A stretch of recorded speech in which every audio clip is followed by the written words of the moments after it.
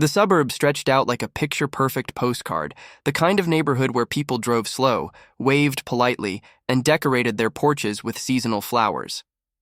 On the surface, it seemed untouched by crime, as if danger belonged only in faraway cities. The lawns were cut evenly, fences freshly painted, and the streets carried a sense of pride that residents loved to show off.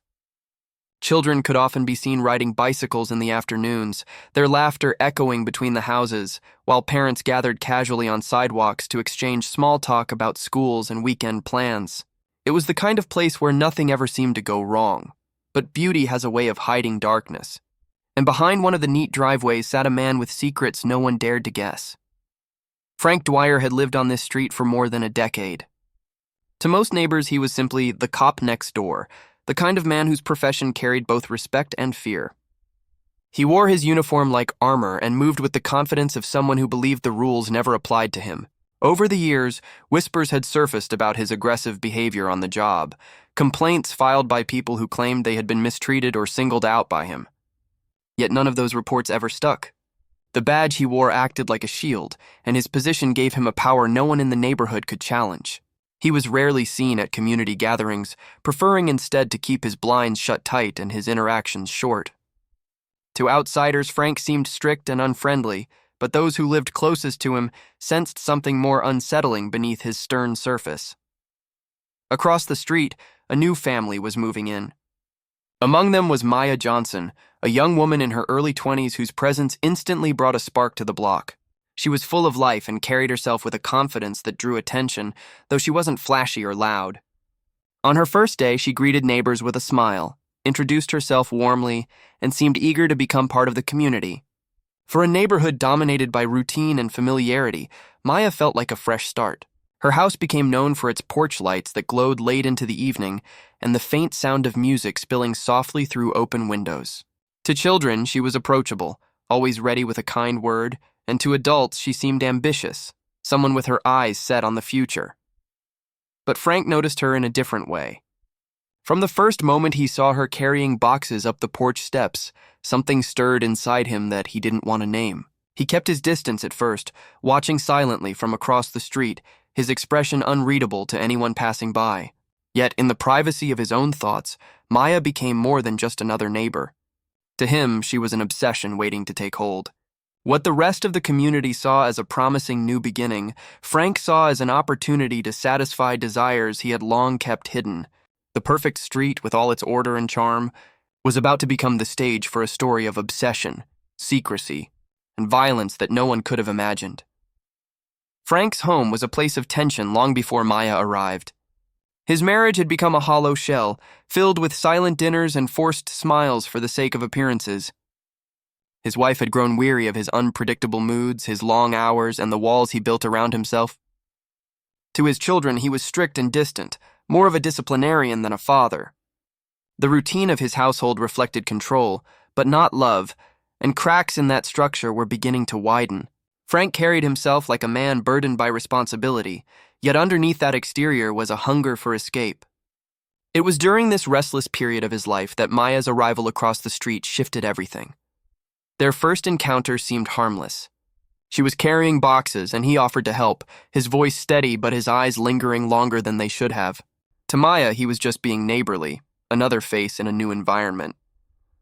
But to Frank, the contact ignited something he could no longer contain. Soon after, he invented reasons to cross the street. A broken fence needed advice. A suspicious car was spotted near her home. Sometimes he appeared just to check in, framing his visits as the actions of a protective cop. The neighborhood noticed his unusual attention, but most dismissed it as simple friendliness. For Maya, the company was at first flattering. She was new, still settling in, and his presence provided a sense of security. As days turned into weeks, Frank's visits grew bolder. He stopped wearing the mask of formality, letting his charm slip through in small ways. He told her about his struggles at work, about the pressure of being a police officer, and about the way no one understood him. For someone like Maya, young and empathetic, it was easy to believe she was helping him by listening. She did not realize that every word she offered drew her deeper into a trap. Frank began to position himself not only as a protector, but as someone who could solve her problems. When she mentioned her financial worries, he hinted at support. When she spoke of ambitions, he promised to open doors for her. His influence seeped into her life until it felt like he was no longer a neighbor, but a figure she could not ignore. The affair began quietly, in moments that seemed innocent at first, but quickly escalated into something far more dangerous. Frank's hunger for her attention grew insatiable, and soon the late-night visits became routine. He parked his car further down the street to avoid suspicion, slipping into her home under the cover of darkness. Behind closed doors, he lived a double life that gave him both excitement and power. In the daylight, he returned to his wife and children, pretending nothing was wrong, but his mind was always with Maya. What thrilled him most was not love, but control. To Frank, the secrecy itself was intoxicating, yet the relationship carried shadows that neither of them fully acknowledged. Frank's prejudice ran deep, shaped by years of bitterness and resentment. In private, he despised the idea of his colleagues or his neighbors ever discovering his involvement with a young black woman. He told himself he was entitled to her, but he could not reconcile the conflict between his desire and his deep-seated hatred. The more intimate the affair became, the more volatile he grew. For Maya, what had started as flattery began to feel suffocating. For Frank, what began as escape began to twist into obsession. The stage was set for betrayal, fear, and the kind of violence that would one day consume them both. Frank had always believed he could live two lives without consequence. At home, he maintained the role of a husband and father, though the tension was growing too obvious to ignore. His wife sensed the change first. The late nights that he blamed on extra shifts became too frequent, the excuses too rehearsed. She noticed the way he avoided eye contact, the short temper that flared at trivial things, and the coldness that lingered in their conversations. Frank thought he was skilled at compartmentalizing, but the lies he carried began to seep through in every part of his life. His children felt the distance as well, tiptoeing around their father's mood swings. The more he tried to control his family's perception of him, the more transparent his double life became. Neighbors, too, started to take notice. On more than one occasion, cars driving by caught sight of Frank's vehicle parked away from his home during late hours. Curtains twitched when he crossed the street at times no one had reason to visit. Whispers circulated quietly, though no one dared to confront him.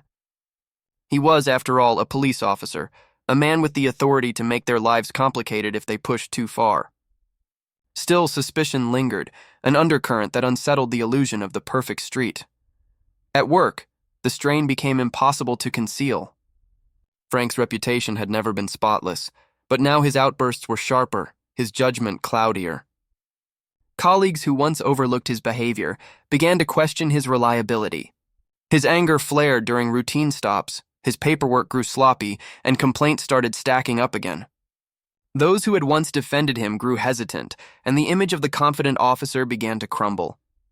It was as though every hidden choice with Maya was bleeding into his professional world, and the mask he wore for years was breaking apart piece by piece. Meanwhile, Maya's perspective was shifting. What once felt like exciting attention from someone in authority now felt like a weight pressing against her freedom. She had welcomed Frank into her life, but over time she began to see the controlling patterns. He called constantly, questioned her movements, and grew angry if she spoke of plans that did not involve him. His promises of money and protection no longer seemed like gifts, but chains meant to keep her close. Maya dreamed of building a life that didn't revolve around secrecy and fear. Opportunities were opening for her elsewhere, and she began to imagine a future that had no place for Frank in it. The moment she hinted at pulling away, Frank's world cracked. He had convinced himself that he controlled the situation, that Maya needed him, that she would never dare to leave. Her growing independence was not just a threat to their affair, but a direct strike to his ego. Frank was not a man who accepted rejection. For someone who thrived on control, losing her meant losing everything: his power, his escape, and the image he carefully constructed. Anger festered beneath his skin, turning each day into a battle between maintaining appearances and preparing for the inevitable. In his mind, Maya's desire to leave was betrayal. To others, it was simply the natural end of a troubled relationship. But to Frank, it was humiliation, and humiliation demanded punishment. The cracks in his mask were no longer small. They were jagged fractures that revealed the dangerous man beneath. The stage was no longer set for secrecy, but for confrontation. one that would mark the beginning of the end for them both. The summer evening carried a deceptive calm, the kind of warmth that lulled the neighborhood into relaxation. Windows were open to let in the breeze, sprinklers clicked rhythmically in front yards, and the smell of barbecues drifted through the air. To anyone passing by, it seemed like an ordinary night on an ordinary street. Inside Maya's home, however, an undercurrent of change stirred. She had packed a small suitcase earlier that day, a quiet act of courage.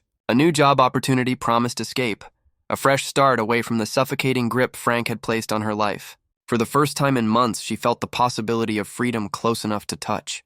She moved around her house with purpose, unaware that across the street Frank was watching. Frank sat in his car, parked just far enough to avoid suspicion, but close enough to keep her in sight.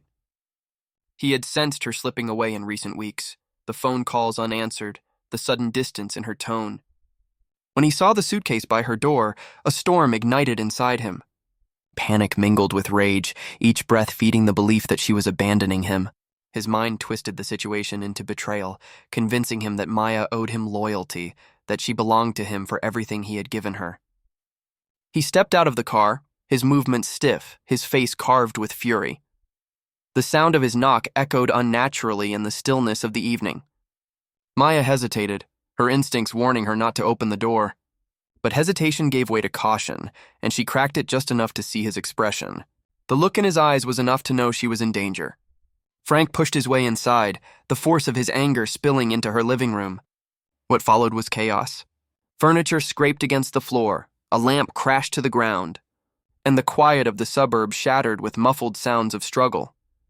Neighbors would later recall hearing something unusual, though none could describe it clearly. Some thought it was an argument, others assumed it was a television turned too loud. No one acted, and within minutes, the noise faded into silence once again. Inside, the violence had ended swiftly but brutally. Maya's future, the life she had been preparing to claim, was stolen from her in a storm of rage she never had the chance to escape. Frank stood over her, breathing heavily, his body trembling with the realization of what he had done. The power he craved had consumed him entirely, leaving behind a scene that could not be undone. Panic quickly overtook him, and he began trying to erase the evidence. He wiped surfaces, gathered broken objects, and tried to restore order to a home that could never again feel whole. Yet no matter how careful he was, blood has a way of leaving traces that no cloth can fully remove. When he finally stepped back into the night, the air felt heavier, the shadows darker. He walked the short distance to his own home as though nothing had happened, convincing himself that his badge and reputation would shield him from suspicion. To the outside world, it was still just another quiet summer evening. But inside the Johnson house, silence lingered like a scream no one had heard, and the first cracks of truth were beginning to form, ready to expose everything Frank believed he could hide. The discovery shook the quiet street to its core. When Maya failed to show up for her first day at the new job she had been so excited about, concern began to grow. Calls went unanswered, her car remained parked in the driveway, and the lights inside her home stayed dark. It was a coworker, not a neighbor, who first raised the alarm. Police were dispatched, and when the door was forced open, the scene inside told a story of sudden violence. Furniture lay overturned, a lamp was shattered, and the silence was suffocating. The body found inside turned the once perfect neighborhood into a crime scene. Detectives worked carefully, piecing together the fragments left behind. The bloodstains, though hastily cleaned, revealed a struggle. Phone records showed a pattern of late-night calls between Maya and Frank. Surveillance footage from nearby stores placed his car in her vicinity. At times, he had claimed to be working elsewhere. What had once been whispers among neighbors transformed into evidence, each detail painting a damning picture of a man who thought himself untouchable. Frank's colleagues were the first to feel the sting of betrayal. Many had long suspected his temper would one day catch up with him, but they had never expected it to surface in such a brutal and personal way. His reputation within the department quickly disintegrated. Officers who once closed ranks around him began to distance themselves, unwilling to defend a man who had crossed every line. The badge that had shielded him for years now became a symbol of hypocrisy. The media seized the story, branding it a scandal that blended abuse of power, racial tension, and betrayal. Headlines screamed about the racist cop's deadly affair, and public outrage swelled. Protests grew outside the courthouse as the investigation unfolded. Maya's story resonated far beyond the neighborhood.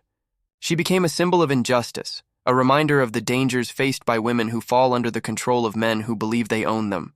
Her smiling photographs appeared on screens and posters, while Frank's mugshot, cold and unrepentant, was plastered beside them. In court, the evidence was overwhelming.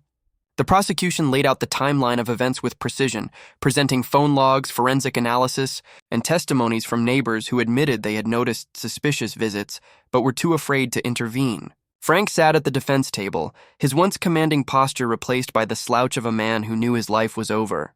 His attempts to justify the relationship crumbled under scrutiny, exposing him not as a man in love but as a predator who manipulated and destroyed. When the verdict was read, the courtroom was silent. Life imprisonment without parole ensured that Frank would never walk free again. His family, shattered by the scandal, left the courthouse in tears, while Maya's loved ones embraced, finding some small measure of closure in the outcome. The street where it all began was never the same. The trimmed lawns and polite greetings no longer masked the memory of violence. For the neighbors, the sight of patrol cars and news vans had burned the truth into their minds. Perfection is often a disguise, and behind closed doors, even the safest-looking streets can hide monsters. Frank Dwyer's downfall became a cautionary tale, a reminder of how power, prejudice, and obsession can turn deadly. Maya's name lived on, not just as a victim, but as a beacon in the call for justice and accountability. The story that began as an affair ended as a warning, etched forever into the history of a community that would never forget the night silence fell, and a secret life turned into a public tragedy.